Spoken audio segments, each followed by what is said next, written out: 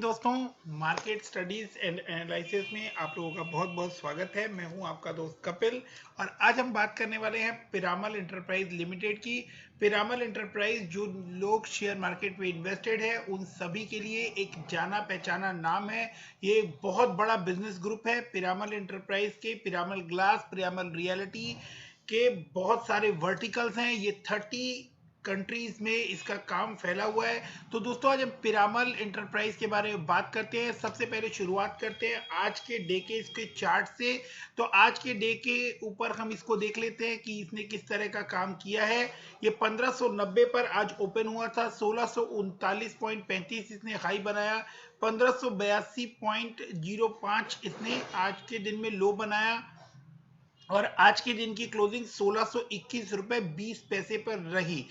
तो इसके बाद इसका 52 वीक हाई जो है वो 1649 रुपए है। तो मोस्ट ये अपने 52 वीक हाई के आसपास काम करता हुआ हमें दिखाई दे रहा है। 52 वीक जो लो है वो 606 रुपए है। तो 52 वीक हाई और 52 वीक लो में एक काफी बड़ा डिफरेंस जो है, गैप जो है वो हमें नजर आता है। और वो गैप जो है वो लॉकडाउन के ड्यूरेशन में, जिस दिन लॉकडाउन अनाउंस हुआ था उस दिन की वजह से ये बड़ा गैप जो है ये आप लोगों को यहाँ पर नजर आ रहा है।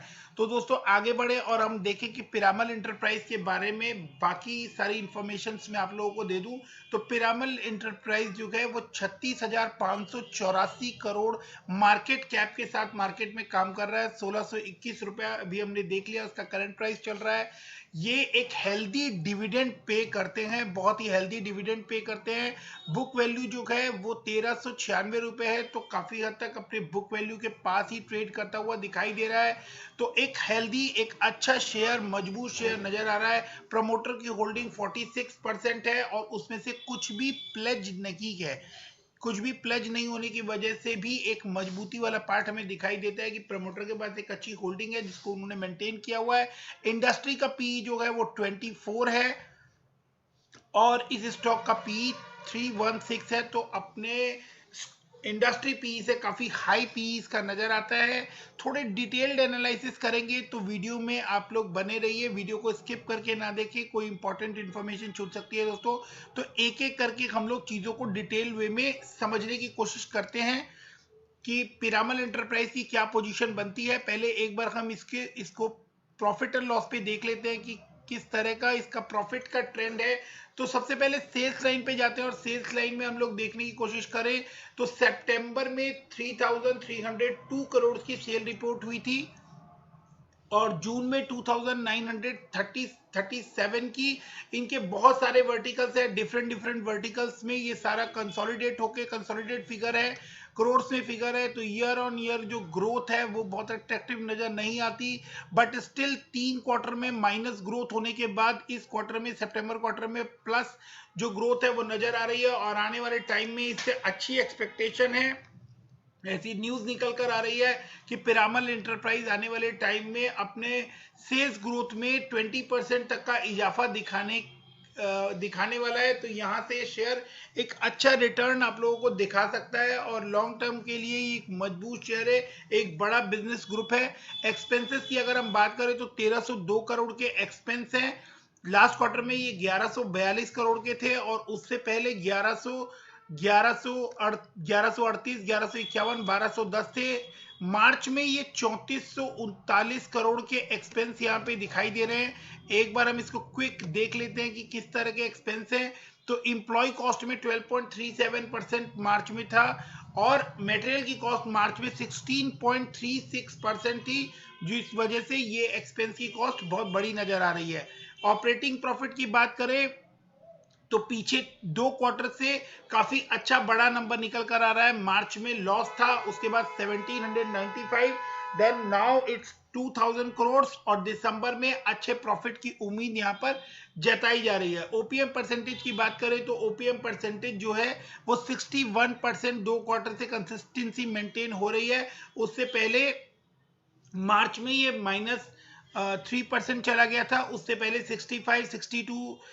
तो एक अच्छी ओपीएम परसेंटेज मेंटेन करने वाली कंपनी है।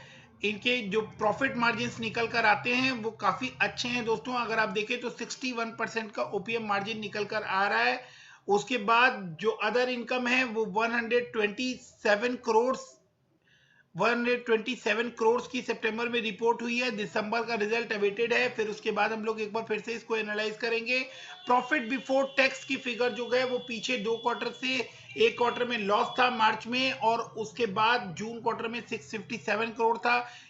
और अगर सितंबर 20 का सितंबर 19 से कंपेयर करें तो एक 809 करोड़ से 832 करोड़ जाता हुआ आप लोगों को यहाँ पर दिखाई देगा कि यहाँ पर 809 करोड़ की फिगर थी और यहाँ पे 832 करोड़ की फिगर है। नेट प्रॉफिट की बात करें तो सितंबर 19 में 552 करोड़ था और अब 628 करोड़ है। तो नेट प्रॉफिट में, प्रॉफिट बिफोर टैक्स में एक अच्छा जंप हमें यहाँ पर आता हुआ दिखाई दे रहा है। इसके बाद अभी अभी इन्होंने DHFL को परचेज किया है और वो डील इन्होंने $5 बिलियन में डील वो जो है साइन हुई है। उसके बाद अब हम आगे बढ़ के इसकी बैलेंस शीट पर एक बार देख लेते हैं। तो इन्होंने अपनी शेयर कैपिटल जो है वो रेज की है, इंक्रीज की है, 37 से 45 हो गई है, जिसकी वजह से शेयर पे एक प्रेशर आता है, क्योंकि अल्टीमेटली जो शेयर कैपिटल है वो उसका फर्क जो है वो ओवरऑल शेयर्स के ऊपर पड़ता है और उसके डिस्ट्रीब्यूशन पे पड़ता है। वो एक सेपरेट चीज है, अगर आप लोगों को समझनी है तो मैं एक दूसरा वीडियो बना के उसको डिटेल में आप लोगों को समझा दूंगा कि शेयर कैपिटल बढ़ना कंपनी के लिए, किस शेयर होल्डर्स के लिए किस तरह से नुकसानदायक होता है। रिजल्ट्स अगर आप देखें तो रिजल्ट्स कंपनी के पास अच्छे खासे रिजल्ट्स पड़े हैं, 31,430 करोड़ के रिजल्ट्स हैं। बोरोइंग एक इशू है कि बोरोइंग जो है वो 33,057 करोड़ की है, बट अगर हम पीछे 2 क्वार्टर से कंपेयर करें मार्च 19 से और मार्च 20 से अगर हम देखें तो बोरोइंग्स जो है वो कंपनी ने रिड्यूस की हैं, 56,000 करोड़, 42,000 करोड़ और अब 33,000 करोड़ की बोरोइंग्स जो है सितंबर 20 में नजर आ रही है। तो बोरोइंग्स जो है कंपनी की वो कंपनी घटा रही है। लायबिलिटीज की बात करें कि कंपनी के ऊपर किस तरह की लायबिलिटी है, तो ट्रेड पेबल को लेकर 1307 करोड़ की लायबिलिटी है और अदर लायबिलिटी आइटम में एक बड़ा नंबर 10,836 करोड़ का रिपोर्ट किया है इन्होंने सितंबर 2020 में। तो दिसंबर के जब रिजल्ट आएंगे तो वो अवेटेड है, उसमें देखते हैं कि ये फिगर कैसी रहने वाली है और उसके बाद हम लोग इसको लेके एनालिसिस करेंगे।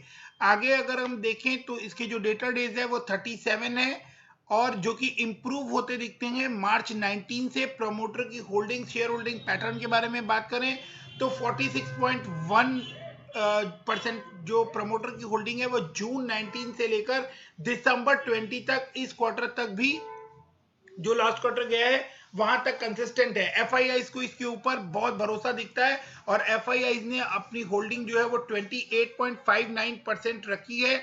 डीआईआईज ने भी एक अच्छा परसेंटेज होल्ड किया हुआ है, 10.54%। पब्लिक के पास 14.05% है। पब्लिक में कौन से नाम है वो भी एक बार देख लेते हो तो इंडिया होल्ड लिमिटेड के पास इसके 2% के आसपास शेयर है।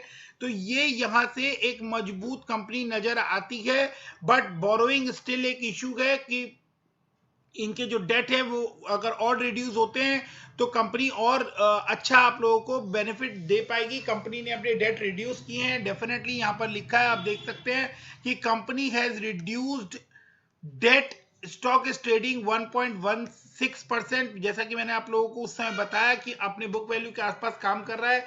तो ये एक अच्छा पॉजिटिव साइन है कंपनी के लिए कि अपने बुक वैल्यू के आसपास ये आप लोगों को मिल रहा है। तो यहां पर आप लोगों के लिए एक अच्छी बाइंग अपॉर्चुनिटी बनती है। अगर इसके कोई शेयर अपनी बुक वैल्यू के आसपास ट्रेड करता हुआ मिलता है तो उसमें इंप्रूवमेंट की चांसेस बहुत ज्यादा होती है और कंपनी अपने डेट रिड्यूस कर रही है। आने वाले कुछ पीरियड में अगर कंपनी अपने डेट रिड्यूस करने में और आगे फर्दर बहुत कामयाब होती है तो आप लोगों के लिए ये एक अच्छा ऑप्शन रहेगा कि इस शेयर को लेकर आप लोग आगे लॉन्ग टर्म के लिए प्लानिंग कर सकते हैं। Company has been maintaining a healthy dividend payout of 452.69%।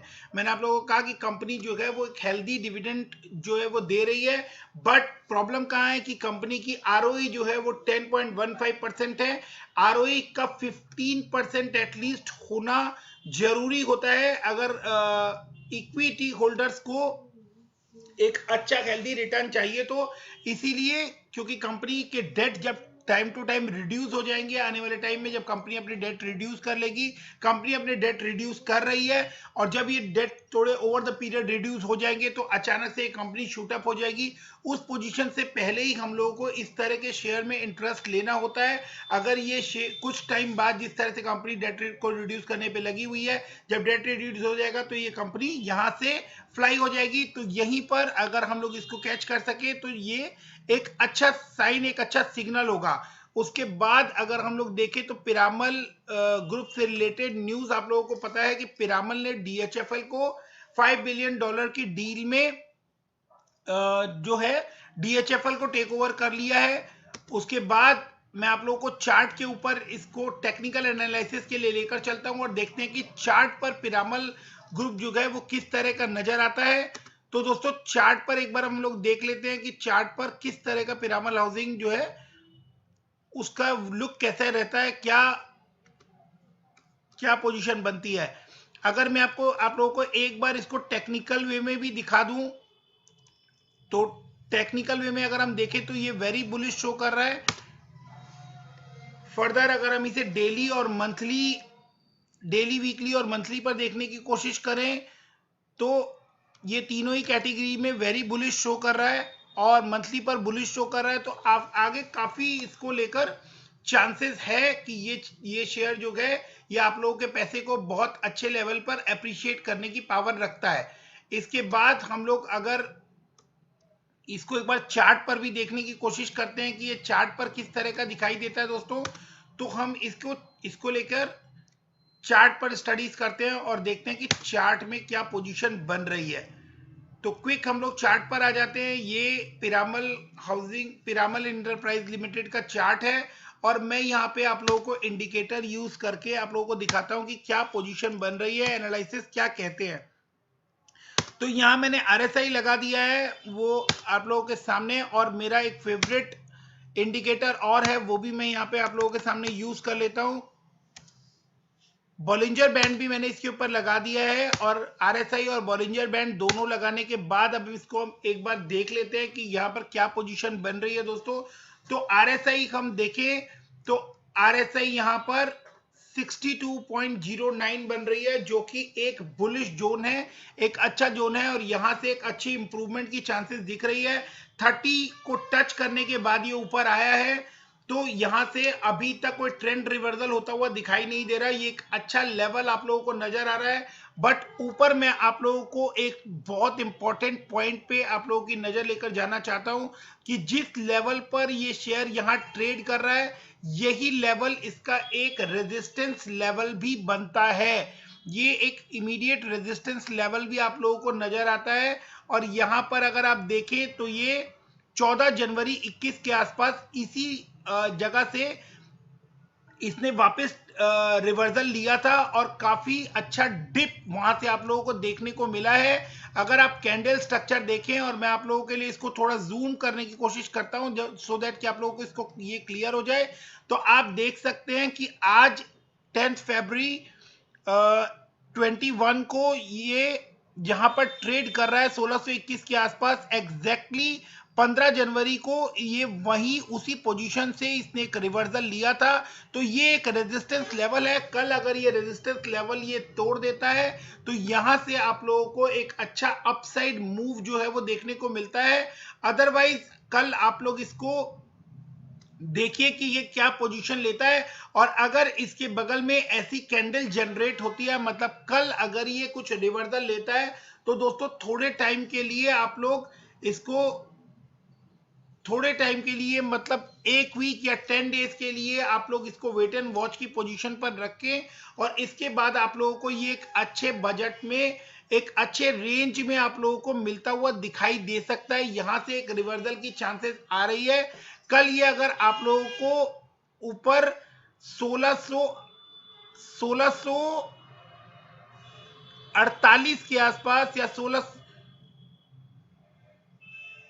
नहीं, ये लेवल बन रहा है। अगर ये 1690 के आसपास कहीं कल निकलता है और वॉल्यूम के साथ इस जगह को ब्रेक करता है दोस्तों, तो यहां से फिर एक अच्छी चांसेस बनती हुई दिखाई दे रही है। अदरवाइज अगर ये कल किसी तरह का रिवर्सल लेता है और यहां से ये डाउन जाता है, जिसकी चांसेस ज्यादा बनती है, अगर आप देखें तो इसी लेवल से इसने एक रिवर्सल लिया था और फिर वो 10 दिन तक वो रिवर्सल चला है और उसके बाद यहां से वापस एक बुलिश कैंडल आप लोगों को ये दिखाई दे रही है। यहां से वापस इसने बुलिश स्टार्ट हुआ है और इसने वापस उसी लेवल को जाकर आज टच किया है जहां से इसने लास्ट टाइम अपना रेजिस्टेंस लेवल, जिस रेजिस्टेंस लेवल पर जाकर ये लास्ट टाइम इसने रिवर्सल लिया था, ये उसी रेजिस्टेंस लेवल पर जाकर आज रुका है। तो कल का दिन बहुत अहम होने वाला है पिरामल एंटरप्राइज शेयर होल्डर्स के लिए।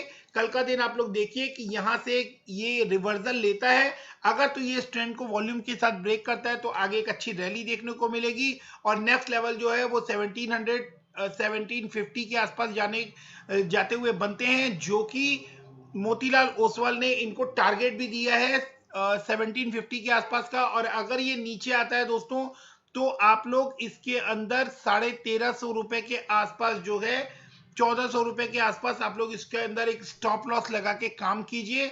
और ये शेयर एक स्ट्रॉन्ग शेयर है, एक मजबूत शेयर है और ये अपने प्रॉफिट्स जो है वो क्वार्टर ऑन क्वार्टर जो जो पीछे के 2 या 3 क्वार्टर गए हैं उससे इंप्रूव होता हुआ नजर आ रहा है और दिसंबर क्वार्टर अच्छा आने की उम्मीद है। तो आप लोग इसको लेके अपनी स्टडीज कंप्लीट कीजिए और इस शेयर को आप लोग अपने पोर्टफोलियो में जगह दे सकते हैं, बट उससे पहले आप लोग इसके बारे में अपनी एनालिसिस कंप्लीट कीजिए, अपने फाइनेंशियल एडवाइजर से बात कीजिए। टेक्निकल वे में चार्ट के ऊपर जो एनालिसिस बन सकता था, जो सपोर्ट अवेलेबल हो सकता था, वो मैंने आप लोगों को बॉलिंजर बैंड और आरएसआई लगा के मैंने आप लोगों को इसके लेवल दिखा दिए हैं कि ये किस लेवल पे रेजिस्टेंस और सपोर्ट लेता हुआ दिखाई दे रहा है।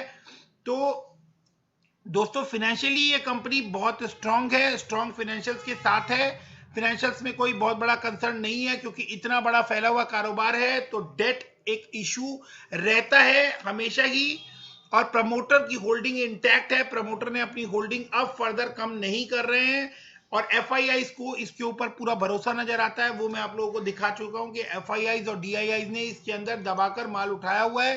तो एफआईआईज जो है, डीआईआईज जो है, उनके भरोसे का बेस जो है वो यही है कि आगे आने वाले टाइम में ये आप लोगों को एक अच्छा मूव, एक अच्छी इनकम वाला शेयर जो है ये बनता हुआ नजर आएगा। अगर आप इस ट्रेंड को देखें तो ये भी एक इंक्रीजिंग ट्रेंड पे आप लोगों को बढ़ता हुआ यहां से नजर आएगा।